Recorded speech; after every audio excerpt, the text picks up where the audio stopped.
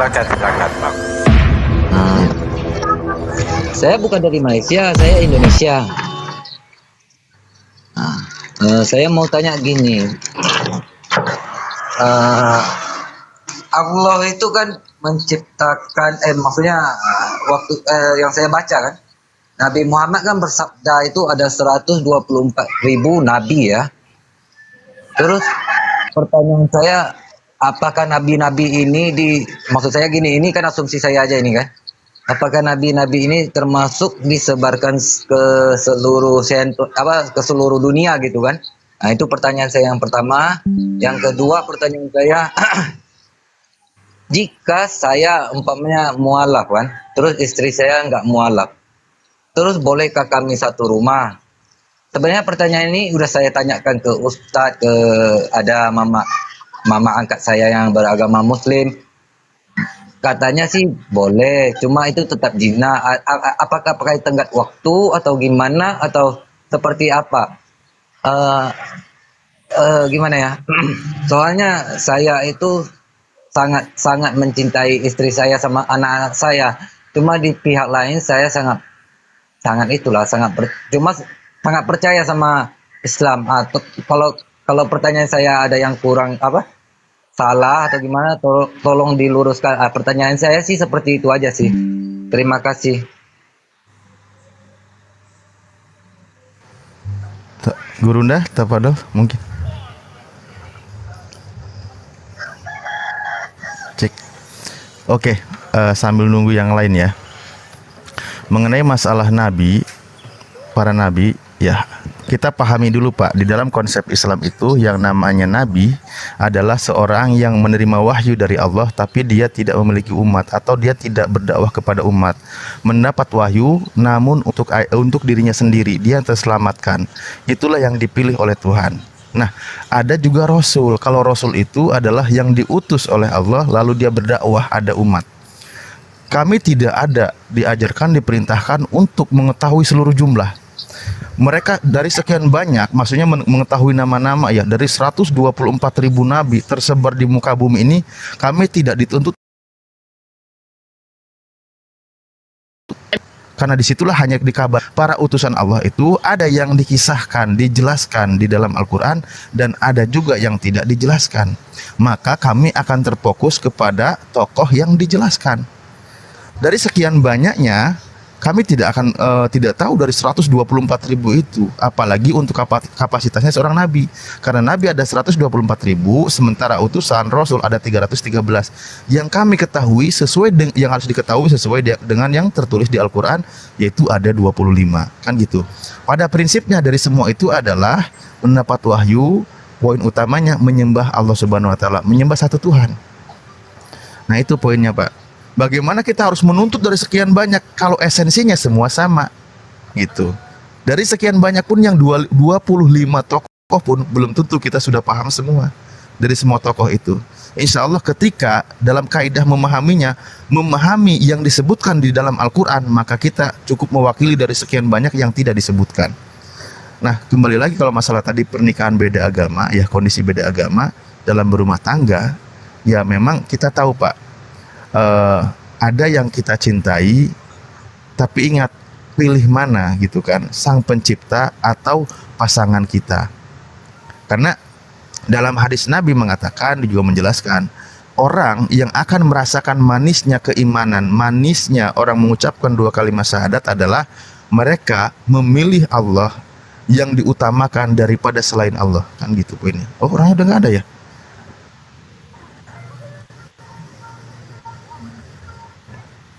Ada apa Pak Alip, dijawab aja nggak apa-apa. Oke, baik. Edukasi dari yang di bawahnya. Ya, nanggung sedikit lagi ya. Oke. Nah, ketika Anda memilih menjadi seorang mu'alaf, pasangan Anda tidak mau menjadi mu'alaf, ya Anda harus terima konsekuensi, Pak. Harus terima konsekuensi. Karena apa? Wala tankihul musyrikati hatta tu'min. Engkau tidak boleh menikahi seorang yang musyrik sehingga dia beriman. Yaitu aturannya. Memang bapak tidak dipaksa masuk ke dalam Islam, tidak ada. Pak Yusr tidak dipaksa sama sekali masuk ke dalam Islam. Tetapi ketika Anda masuk ke dalam Islam atas kemauan diri sendiri, maka Anda harus tunduk patuh kepada aturan Islam. Nah, itu konsep Islam itu begitu. Maka tidak boleh bergabung, karena ketika dikatakan musyrik, Anda berumah tangga, hubungan suami istri dikategorikan apa? Zina.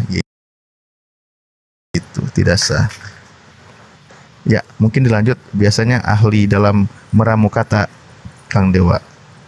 Orangnya nggak ada, lanjut aja. Loh, gimana sih? Saya mau menambahkan berhenti sedikit boleh ya. Nah, guru udah 2 menit. Ada Bang Juma. Tapi sebelumnya ini ya, saya Ya. ucapkan selamat ulang tahun dulu Bang Juma ya. Terima Semoga kasih, tahun terima panjang. kasih. Ya, Ya, lanjut. baik, thank you. Assalamualaikum Ulang tahun. warahmatullahi wabarakatuh. Waalaikumsalam warahmatullahi wabarakatuh. Waalaikumsalam warahmatullahi. Ya, Oh ya, di sebelumnya saya mau kasih tahu aja sama Bang Juma, ada yang fitnah itu di sebelah. iya nggak apa-apa bang, nggak masalah. Biasalah bang. Mm-mm. Oke. Jadi terkait dengan yang saya dengarkan tadi tentang para utusan nabi-nabi dan seterusnya, betul yang disampaikan Dinda Alif. Saya hanya melengkapi saja. Allah Subhanahu wa taala di dalam Al-Qur'an surah Ghafir ayat 78 ya, di situ diterangkan bismillahirrahmanirrahim, walaqad arsalna rusulan min qablika minhum man qasasna 'alaik wa minhum man lam naqsus 'alaik. Maksudnya ayat ini adalah Allah menekankan kebenarannya, kemudian sungguh-sungguh kami telah mengutus beberapa utusan sebelum engkau wahai Nabi Muhammad. Itu kata Allah. Di antara mereka ada yang kami ceritakan kepadamu, dan di antaranya pula ada yang tidak kami ceritakan kepadamu. Nah, ini yang diterangkan oleh Allah Subhanahu wa taala. Wa ma kana lirasulin ayatiya bi ayatin illa bi iznillah. Jadi utusan-utusan ini kemudian oleh Allah diberi mukjizat. Tidak ada satupun di antara utusan itu yang diberi mukjizat kecuali dengan seizin Allah. Jadi Allah mengatakan kami telah mengutus beberapa rasul sebelum engkau. Di antara mereka ada yang kami ceritakan dan di antaranya ada yang tidak kami ceritakan. Kita udah final di situ. Nah, kemudian bagaimana ketika saya mu'allaf? Apakah hubungan saya dengan istri itu terputus? Hubungan biologis ya, itu kaidahnya Anda masih bisa menafkahi mereka. Tapi hubungan batin itu jelas tidak.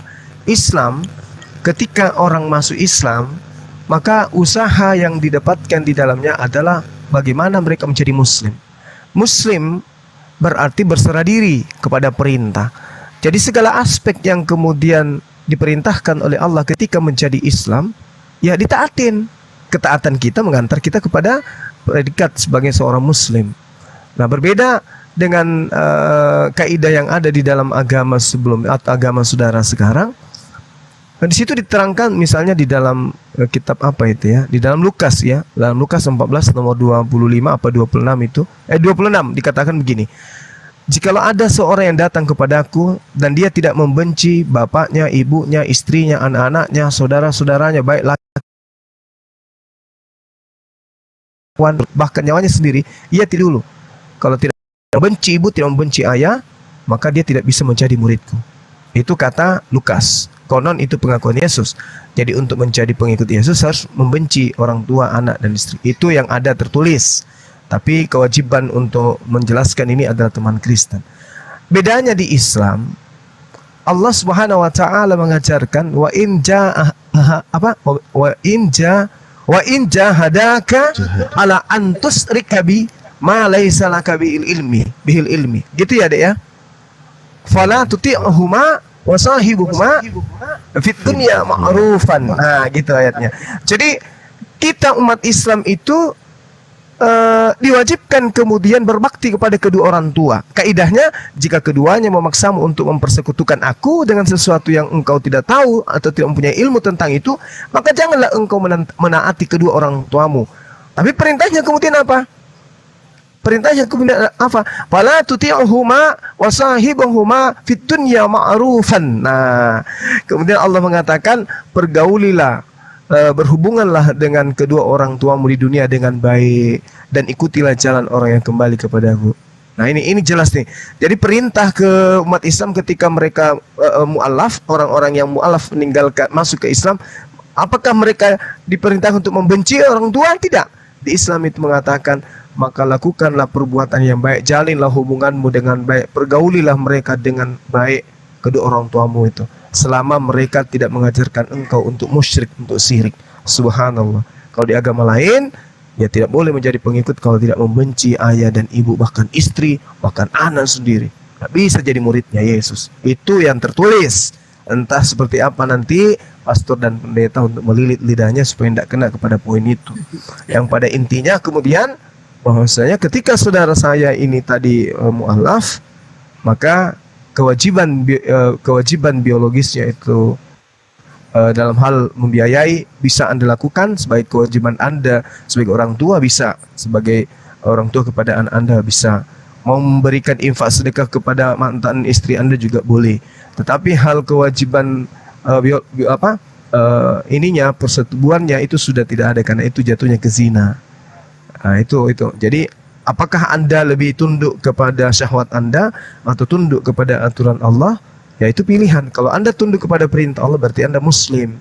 Kalau Anda masuk Islam tapi tetap melakukan berhubungan dengan istri dalam hal menafkahi batinnya, berarti Anda kemudian apa istilahnya itu ya? Anda berzina, jatuh kepada perzinahan. Sedangkan tempat perzinahan itu ya neraka. Ya, kalau dia tidak bertobat. Saya kira gitu ya. Tapi kalau memperlakukan anaknya dengan baik itu kewajiban. Begitu juga memperlakukan mantan istrinya dengan baik itu juga kewajiban. Di Islam itu diajarkan kemudian untuk menjaga hubungan baik terhadap siapapun, termasuk orang-orang non-muslim yang tidak memerangi Islam secara terang-terangan. Saya kira gitu dari saya, teman-teman. Saya pamit dulu sebentar, barang 10 sampai 15 menit. Di sini sudah azan ya. Bang Zuma. Waalaikumsalam warahmatullahi wabarakatuh. Ya Bang. Ini Iya, Bang. mau tanya ini Bang Zuma. Kemarin kan saya mendengar perbincangan mengenai Nabi Isa apakah menikah atau tidak itu. Cuman yang saya tanyakan begini. Ya. Kalau di surat Ar-Ra'd itu kan jelas bahwa nabi-nabi itu menikah dan memiliki dzurriyyah, kan begitu. Cuman sejauh ini saya belum menemukan apakah Nabi Isa itu punya dzurriyyah atau tidak.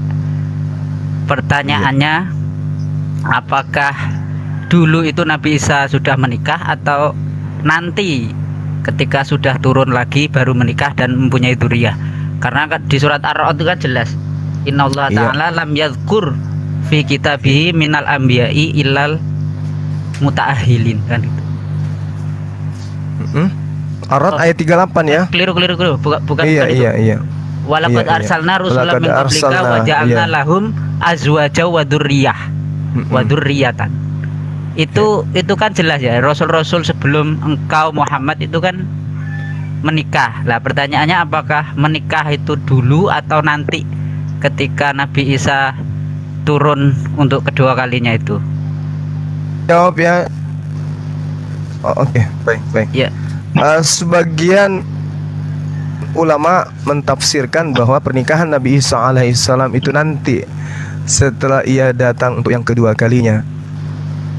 Itu wa ma kana li rasulin ayyatiya bi ayatin illa bi isnillah. Jadi atas izin Allah kemudian ya apa yang Allah ingin gariskan terhadap Nabi Isa itu terjadi. Walaqad arsalna rusulan min qablika wa ja'alna lahum azwaja wa dzurriyyah. Artinya kalau kita mencari daripada keturunannya ya kita sepi pemberitaan. Tapi kalau dikatakan ini terjadi di masa yang akan datang, ya boleh jadi, kenapa tidak?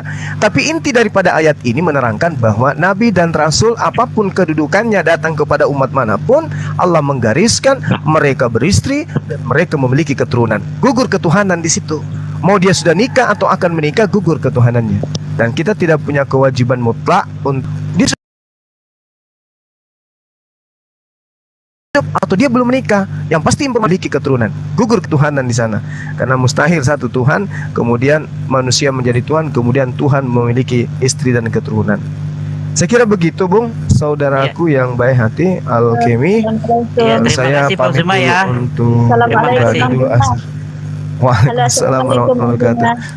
Ya Assalamualaikum Gurunda semua. Waalaikumsalam Adinda Ardiansa. Ya, gimana Wakti? Saya fansnya Bang Juma. Alhamdulillah. Kebetulan saya juga ngefans.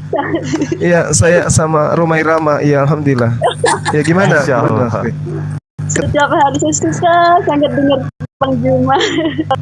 Ya, masya Allah, alhamdulillah. Oh, makasih ya, Iya. Ibu, makasih udah fans. Sama aku bukan kamu, Wak. Bukan kamu. Oh, ya Allah. Ya Bang Juma bukan dewa ya. Bukan kamu, Wak. Ya udah saya turun dulu Bang Juma, makasih semua. Iya, Ya, sama-sama. Assalamualaikum. Assalamualaikum warahmatullahi wabarakatuh. Iya. Salam sama keluarga ya. Salam sama keluarga semuanya ya.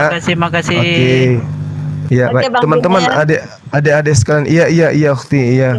Saya azar dulu ya. Waalaikumsalam warahmatullahi wabarakatuh. Waalaikumsalam. Azar dulu bentar ya. 10 sampai Iya Gurunda. Ya. Temenin Assalamualaikum warahmatullahi wabarakatuh. Waalaikumsalam. Bang Mutu, Ustadz Ali, Bahagia ya, Bunda sudah Rahma, nyapa Gurunda Bang ya. Dalbo, Bang Dewa, Bang. Assalamualaikum.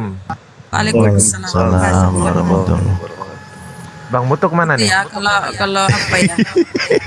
Penggemar itu asal bisa ngobrol dikit udah puas, Mas. Ini kemana tadi? Udah. Kemana tadi? Dia tinggal Tolong cuman- panggil, tolong cuman